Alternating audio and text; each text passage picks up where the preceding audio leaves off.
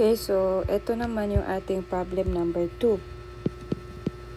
So meron tayong state of plane stress at a point shown on the element. So determine the maximum in-plane shear stress at this point. Okay, so the state of plane stress at a point is shown. So ito siya. We have 20 megapascal compression on the X phase, and then on our Y phase we have a tension na nature ng normal stress, and then we have here the tau 60 megapascal. Okay, so find the maximum in-plane shear stress at this point. So ang first na gagawin, of course, is to plot the circle, but we need the coordinates from the X phase and the Y phase. Ang chords dito kay si compression na normal stress, sigma x, and then tau xy natin is ano yung nature dito ng tau xy, ang ma-produce kay clockwise, no? So kung clockwise siya, negative or positive? Okay, so negative. Negative na shearing stress, so negative 60. And then for our y, we have positive na 90 sigma y, and then ang ating tau yx is what? Ang nangyari naman dito, so opposite dapat sa tau xy. So this is clockwise. Ito counter, this is clockwise. So kung clockwise, we have positive, so positive 60. So i-plot natin yung dalawang points na yan. So ang first point is negative 20 and then 60. So negative 20 and then 90, no? 5, 10, 20. Let's say,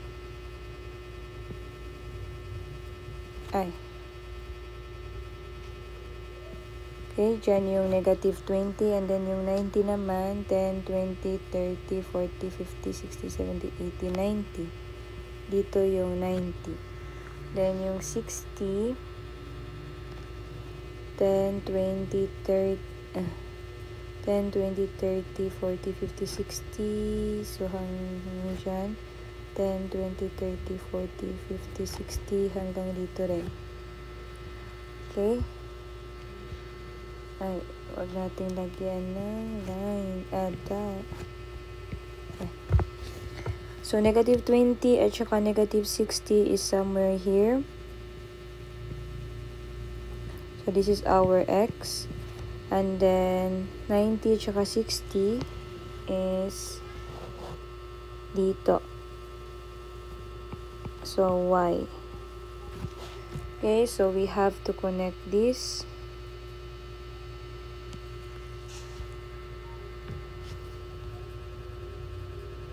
These 2 points, so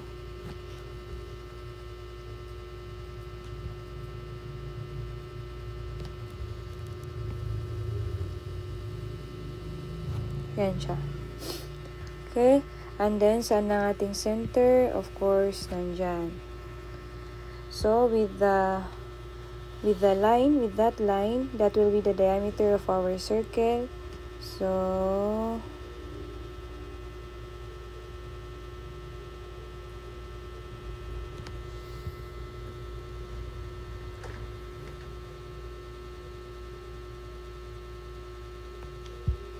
okay.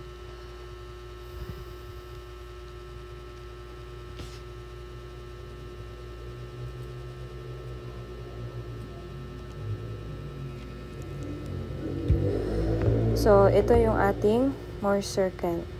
Yan yung ating Mohr circle. And let's label muna natin. Ito, from here to here, this is, ilan siya? 60. Ito rin, 60 pero negative.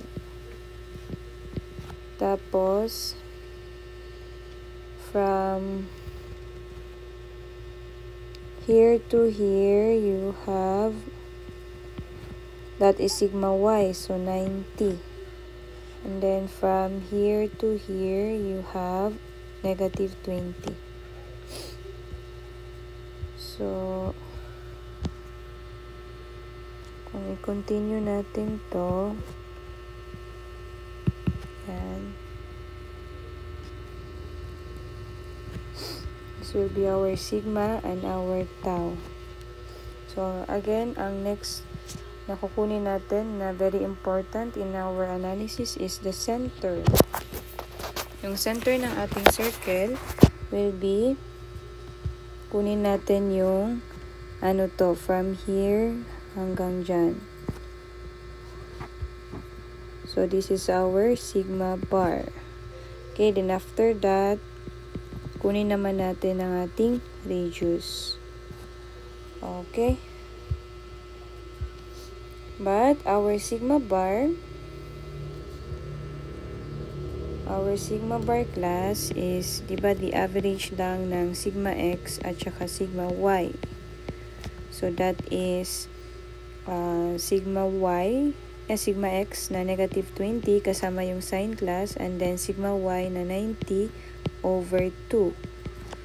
This will be equals to 35 and same unit sa given megapascal.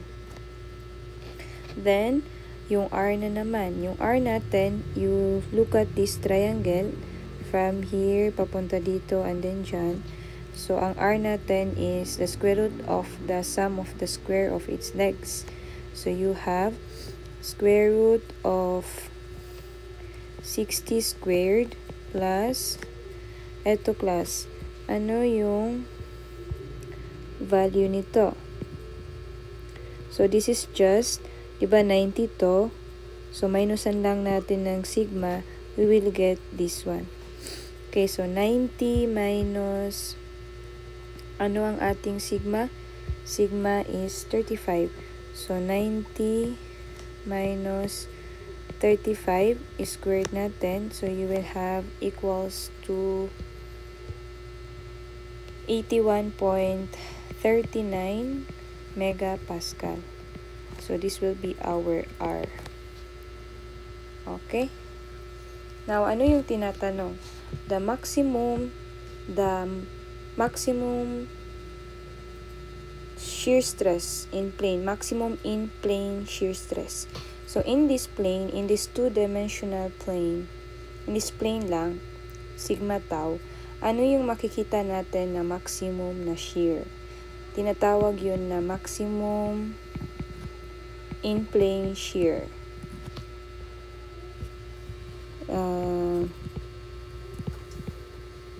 Okay.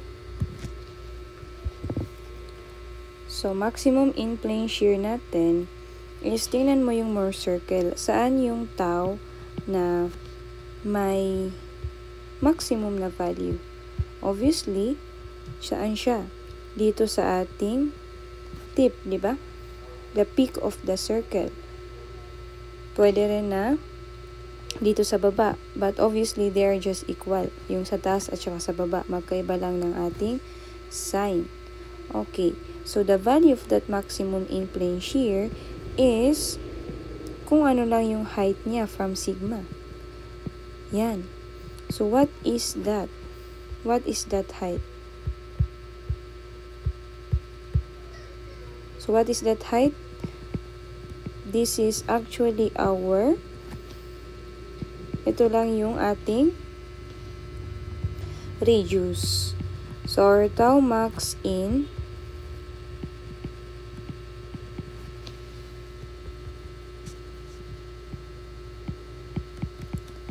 plane is just the radius of our circle, and that is equals to 81.39 megapascal. Okay, so ito yung sagot sa tinatanong niya na maximum in plane shear stress at this point.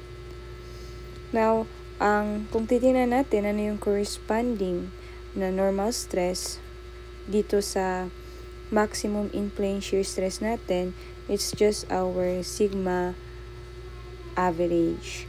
So, isulat din na lang natin kasi magka-partner sila.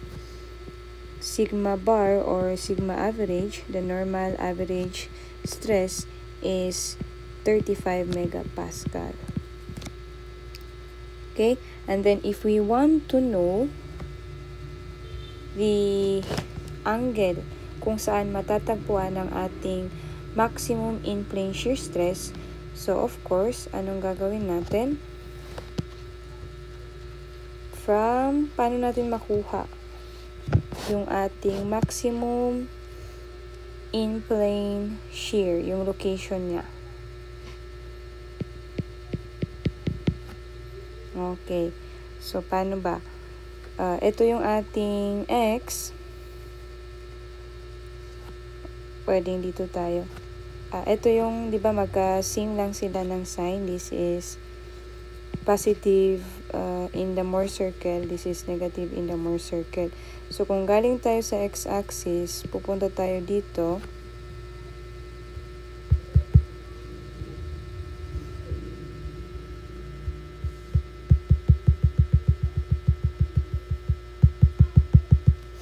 Pupunta tayo dito.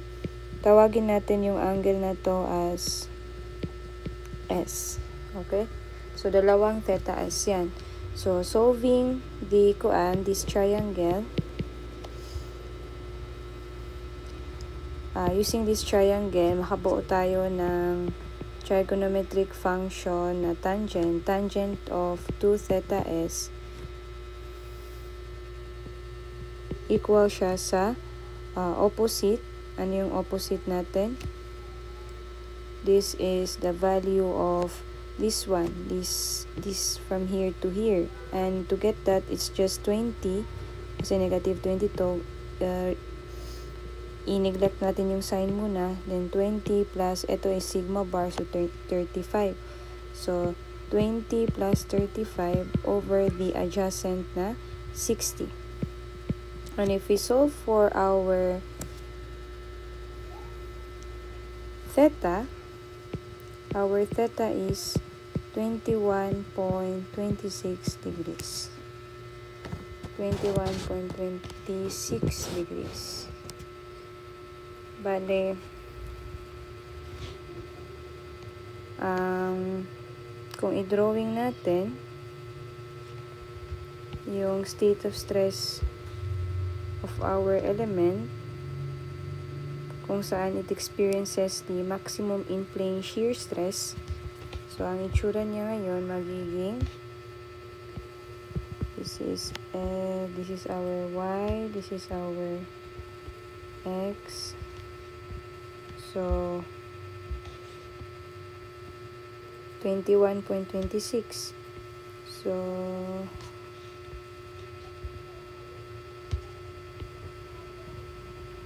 and then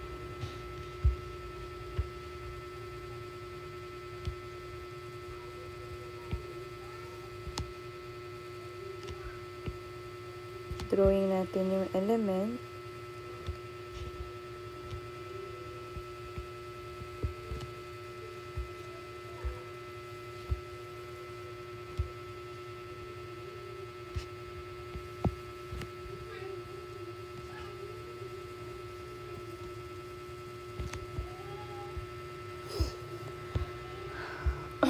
Okay, so i-erase muna natin ito.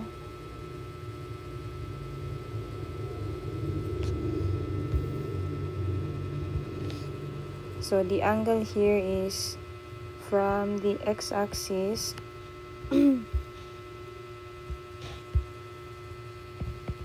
papunta dito, you have 21.26. And ano yung nadat na natin na value when we move from x papunta dito? So, di ba meron tayong sigma bar. Sigma bar na dito man tayo, no? From here to here. Parang x, pumunta tayo dito. So, ano yung corresponding values na stresses dito? Of course, our sigma average, which is positive. So, papunta siya dito. So, 35 megapascal. And then, yung ating tau here is negative R. Okay, so negative R. So, it means to say, kung i-consider natin yung x phase, kailan mani-negative ang ating tau? Kapag ang rotation is paganon. Tendency to rotate is to the left. So, to do that, magiging ang shear mo is paganyan. So, it means to say, ang tau natin dito, i-drawing natin paganito. So, this will be 81.39 megapascal. Okay? So, eto din siya. And then, sa baba. Okay? Then, dito naman, opposite, they will meet here at this corner and then this one. So, sa libro, hindi na nilagay yung value ng ating sigma y dito. Kasi ang concern lang natin is dito sa dito. But you can also get ano yung sigma y dito sa tingin nyo. It's actually galing sa y, mag-move ka rin ng dalawang theta s. So, ano yung na-meet natin dito na stresses? Diba ito? Maximum din siya na tau, but positive R. So, it means to say, yung shear natin, ang tendency niya dyan is to the right, so clockwise. So, tama, nandito yung ating arrow. How about our sigma? So, ang sigma natin dyan is also 35, diba? Hindi naman nag-iba. So, 35. So, this is also 35. So, away din siya from the element. So, ito yung complete state of stress natin.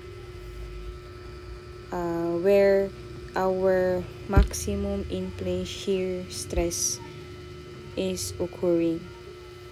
Okay? So, this is our solution for problem number